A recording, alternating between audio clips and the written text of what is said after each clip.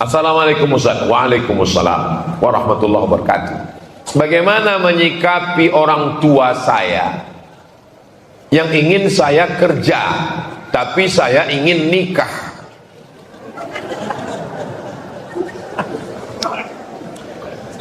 Bapak, ibu yang tidak mengizinkan anakmu nikah, anakmu buat dosa, maka sado dosanya kalian yang menanggung. Basuo lambo jo ama-ama di Masjid Ar-Rahman. Ustaz Somad, ya, anak saya Pak Ustadz minta nikah, nikahkan ke Cembo. Tapi saya mau anak saya ini punya kepribadian dulu, rumah pribadi, mobil pribadi. Anak ibu pacaran, iya Pak Ustadz, setiap malam Ahad, malam Minggunya jalan-jalan pakai motor Pekanbaru. Betul Pak Ustadz, dosanya ibu yang menanggung. Oh enggak Pak Ustadz, cuman makan mie ayam. Ambo anak ambo tanya, jangankan anak ambo, anak Ustadz Al-Nob Patang. Ambo tanya Ustadz Al-Nob Patang waktu kami naik oto bersama. Ambo tanya, Abduh, nio nikah Abduh, biar kami pinangkan. Abduh itu baru kelas 1 SD.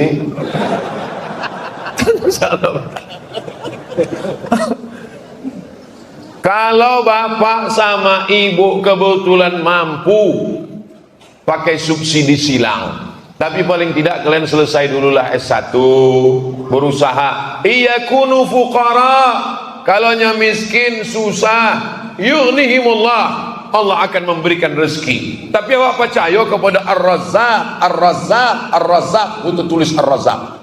Kalau ada jamaah ikut nak percaya rezeki ko dari Allah, abuang Asmaul Husna Ar-Razzaq tu. Wah, beko wali cat warna hitam tutui. Ditanya orang, "Mangai lit hitam ni kok?" Kami tak percaya Allah membagi rezeki. Orang nan paling yakin kepada Allah adalah orang Minangkabau. Sebab apa? Inyo tabang meninggalkan kampung halaman, tapi inyo sukses di negari orang. Ambo 8 jam dari Pekanbaru ke Jakarta, dari Jakarta ke Makassar, dari Makassar Tawang ke Sorong, sampai di Papua. Begitu mendarat pesawat Ambo buka pintu, Ustaz, Ambo orang Payakumbuh. Sampai Ambo ke Raja Ampe, sampai Ambo ke Fakfak. Fakfak itu bukan bahasa Inggris, bahaya tuh. Sampai di Fakfak, Ambo tanya lah orang Fakfak, banyak orang kampung Ustaz Somad di sini, kata dia. Ada orang Batak, ada orang Mandailing. Dan itu Ambo tanya, oh orang Minang ada di sini Pak. Kalau itu enggak usah tanya lagi Pak Ustaz. Saking banyaknya orang awak. Ana dibawanya ke situ, tidak ada nyebawa meh. Sesudah nyobanya, go sukses, ameh dibawanya ke kampungnya, dibuatnya masjid di kampungnya, dibuatnya pesantren. Jadi kalau ada orang nan ragu tentang rasaki, balajalah ke orang Minangkabau. Betul ke cik Mbok? Tapi biar dimuliakan Allah Subhanahu Wa Taala. Iko tausiah iko bukan untuk anak-anak muda, tapi untuk gaeknya nandak percaya ke rasaki anaknya. Nah, iko potongkan video ko, kirim ke apa? Insya Allah 2 gendangnya. Kalau tidak diizinkannya, disabutnya mau sase. Mak, nikahkanlah mau mak. Beko ang ngasih makan anak ba? Eko ceramah sama. Saya dah ngaku, kau radikal kok. Ustadz, bagaimana kalau kita mencintai wanita yang sudah punya suami?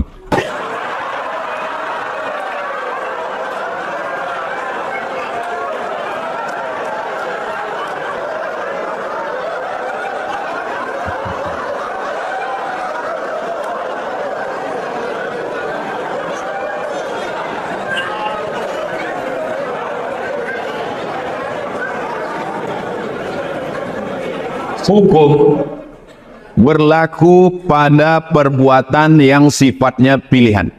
Saya ulang sekali lagi. Hukum berlaku pada perbuatan yang sifatnya pilihan. Contoh, di depan saya ada 2, air zam-zam dengan khamar. Saya punya pilihan, Saya bisa milih air zam-zam, tapi saya dengan penuh kesadaran memilih khamar. Haram. Kenapa? Karena saya punya pilihan. Masjid, diskotik. Ada pilihan atau tidak? Ada pilihan. Mestinya saya ke masjid. Saya pilihkan langkah kaki saya ke tempat haram. Saya ulang sekali lagi. Hukum berlaku pada perbuatan yang ada pilihan. Sekarang saya tanya, apakah mencintai itu pilihan? Tidak. Kita tak bisa dipaksa untuk mencintai atau tidak mencintai. Kalaulah cinta itu pilihan, maka tak tergila-gilalah Laila Majnun. Qais tidak akan tergila kepada Laila, walaupun bapaknya tak setuju. Maka tak bisa ibu mengatakan, memaksa ke anak ibu, kau jangan jatuh cinta sama dia. Karena cinta bukan pilihan.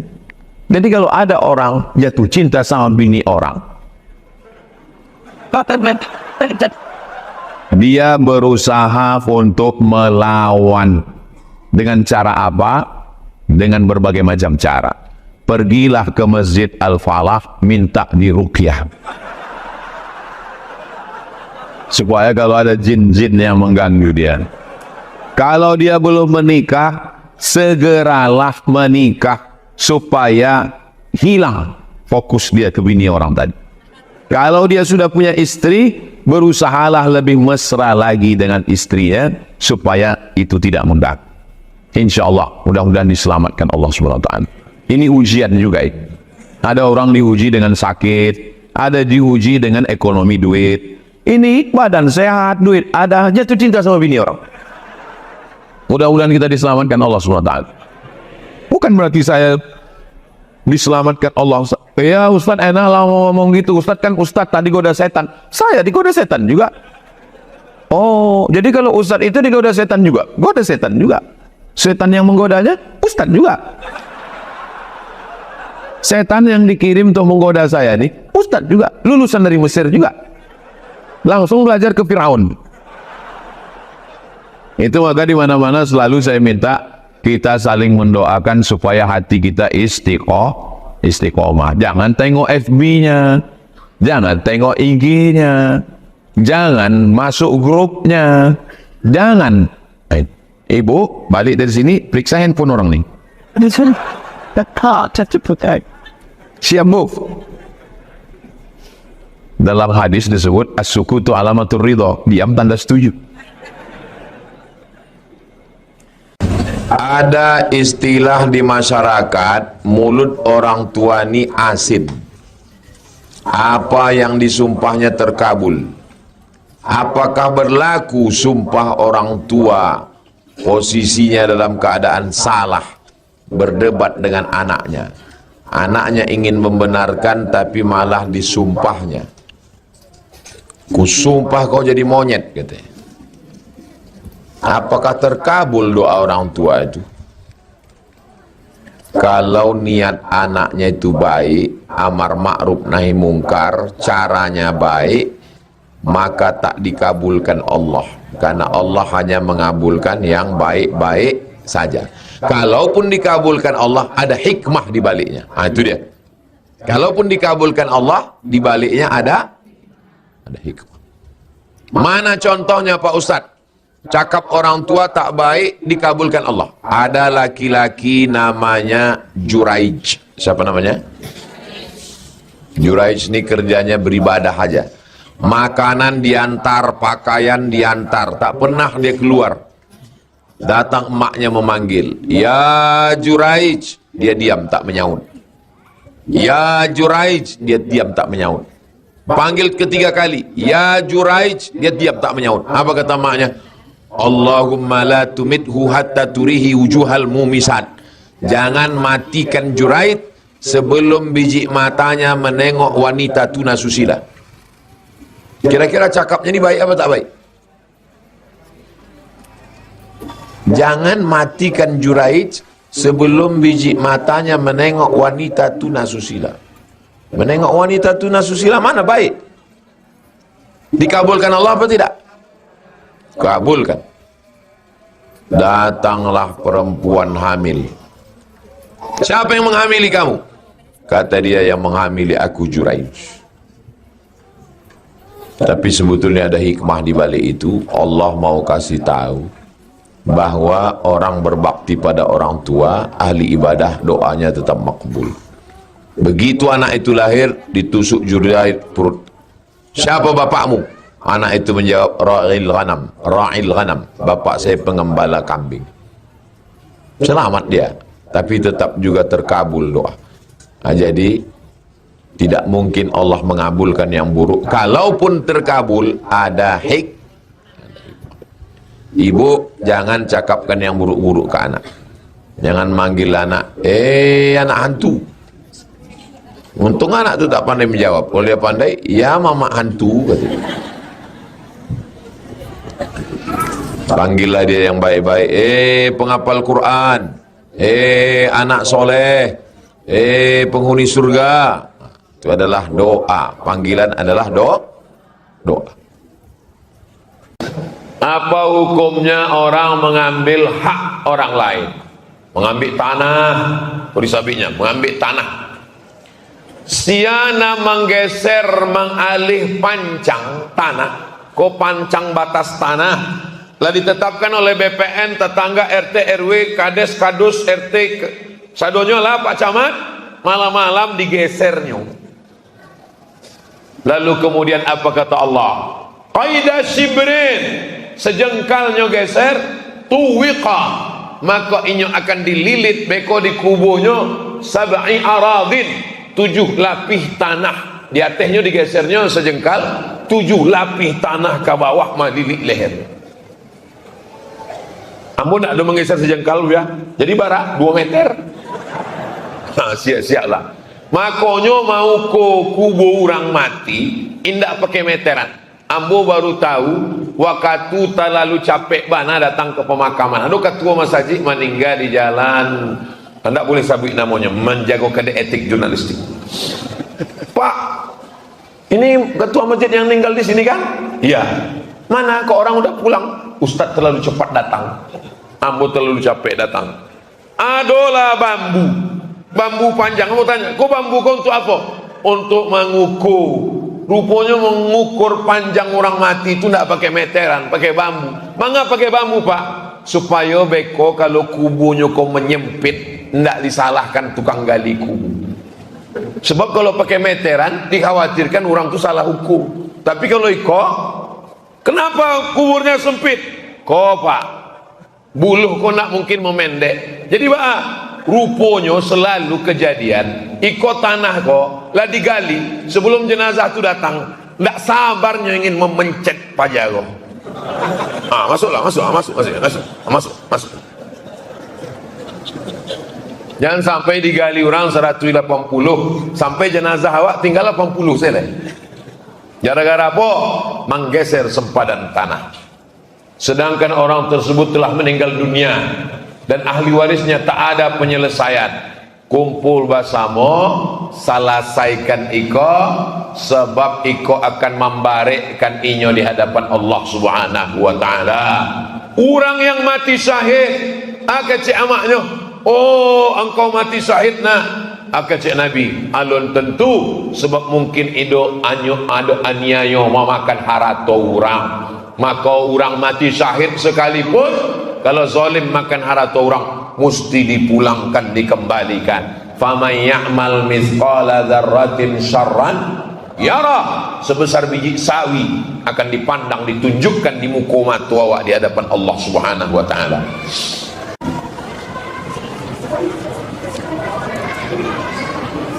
Bolehkah daging kurban dibagikan kepada panitia kurban sebagai tanda terima kasih? Namanya relawan. Rela tak mendapat hewan kurban, itu arti relawan. Jadi artinya relawan-relawan ini ditanamkan dulu bahwa kalian ini adalah relawan, kalian ini dapat pahala. Tapi tukang jagal dengan tukang kulit itu mesti dikasih upah wajib dari biaya operasional. Tanya dia balik-balik, Pak tukang potong, kau biasa satu kepala berapa dapat? Enggak usah lah Pak, enggak usah. Kasih. Kami tak mau, enggak usah. Nanti pas dapat naik pisau konik ke atas. Biasa 50.000 Pak. Ini ada 10 ekor, berarti 500.000. Itu kasih dia. Ada pun relawan ini kasih tahu, ini masyarakat kita di banyak, kita udah dihitung-hitung mungkin nanti kalian dapatnya cuma setengah kilo. Kalau gitu kami undurkan diri aja nanti. Kalau perlu digaji, gaji, tak perlu banyak, 10 orang tapi kerja, jelas kerjanya, dikasih dari biaya operasional. Tapi kalau dia meminta, wajib ada, itu berarti bukan hadiah, itu upah. Kesimpulannya, daging kurban sebagai hadiah boleh, daging kurban sebagai upah haram. Ini 2 kupon karena kau tukang potong, tak boleh. Ini kepalanya karena kau tukang potong, tak boleh. Maka dikasih dia dari uang, dari biaya operasional. Yang sudah-sudah, apa boleh buat? Taubat nasuha, diampunkan Allah. Jika istri berpuasa sementara suami tak puasa, bolehkah dia menghidangkan minum suami?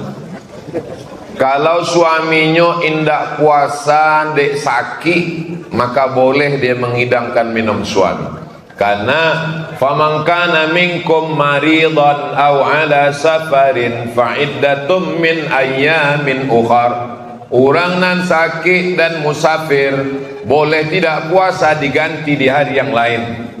Kebetulan suaminya musafir, dia sama-sama perjalanan jauh, dihidangkannya minuman, boleh. Dalilnya aw ala safarin fa iddatum min ayyamin ukhar.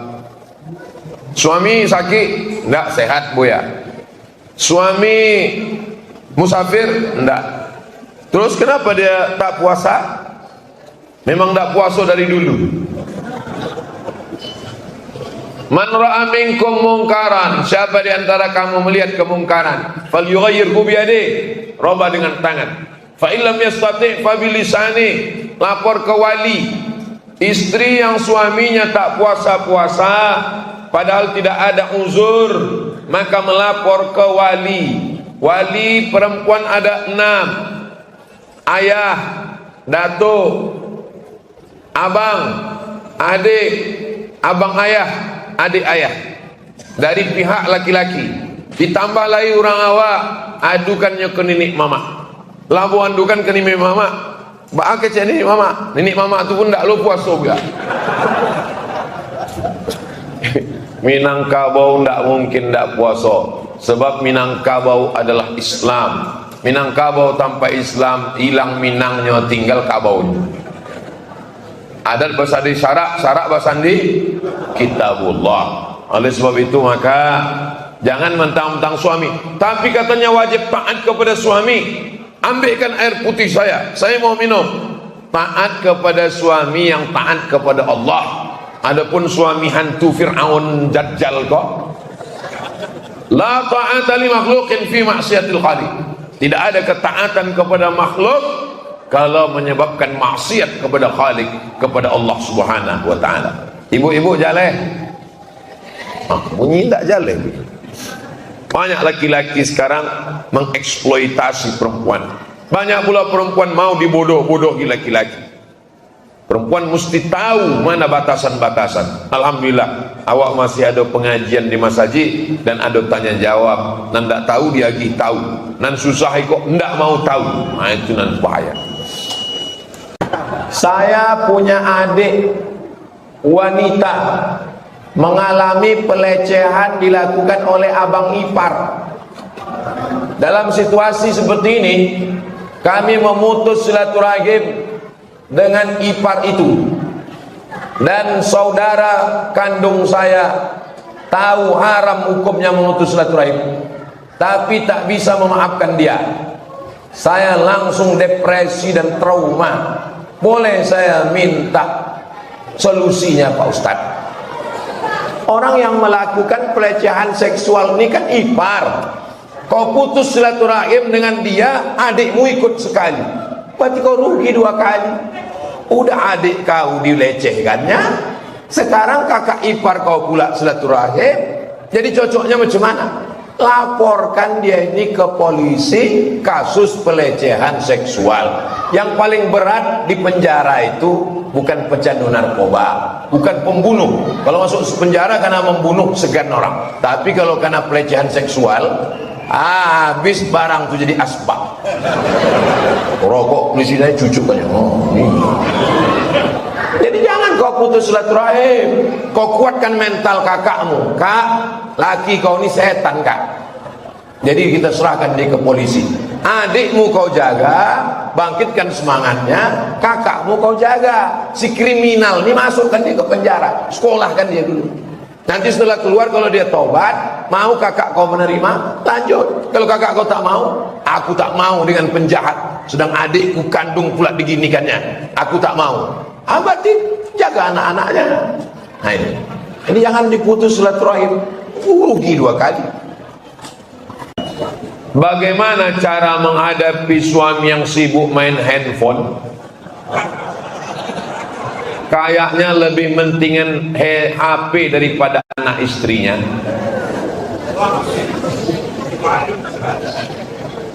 Jangan dibuang handphonenya. Perempuan ini punya 5 hak terhadap bapak-bapak. Walaupun adik-adik belum menikah, ini banyak mahasiswa UNRI, UIN. Walaupun kalian belum menikah, istri kalian punya 5 hak. Yang pertama, makan. Ibu lah makan. Sahur tadi. Yang kedua, pakaian. Wajib kalian kasih pakaian. Yang ketiga, tempat tinggal. Wajib suami ngasih tempat tinggal. Yang keempat, pendidikan. Suami wajib mendidik istri, mengajarnya sholat, puasa, mengaji. Maka bawanya ke pengajian. Bulan puasa ada kultum, ba'da isya ke tarawih, bawanya ke masjid. Yang kelima, perhatian. Agihnya perhatian. Jadi handphone ini mesti ada jamnya. Kalau tidak pakai jam, maka habislah waktu kita dihabiskan oleh handphone. Ada waktunya. Jangan sampai habis, anak tak dapat perhatian, istri tak dapat perhatian. Istri kalau tidak diperhatikan suami, dia akan mencari perhatian suami orang lain. Akhirnya istri bersolek untuk laki orang, bukan untuk lakinya. Gara-garanya tidak diperhatikan. Jadi saya pesankan kepada seluruh suami-suami, maka perhatikanlah istri. Dan diperhatikan itu istri awak, bukan bini orang. Kalau tidak, berarti kita sudah menyia-nyiakan amanah, tidak memberikan hak. Orang yang tidak memberikan hak, berarti zalim, aniaya. Kata Allah, ittaquz zulma, jangan kamu zalim. Fa inna zulma zulumatun yaumal qiyamah. Karena kezaliman akan menjadi kegelapan pada hari kiamat. Ambo masih pakai handphone, tapi kalau ambo di rumah, ambo tetap gendong anak ambo bawa jalan-jalan.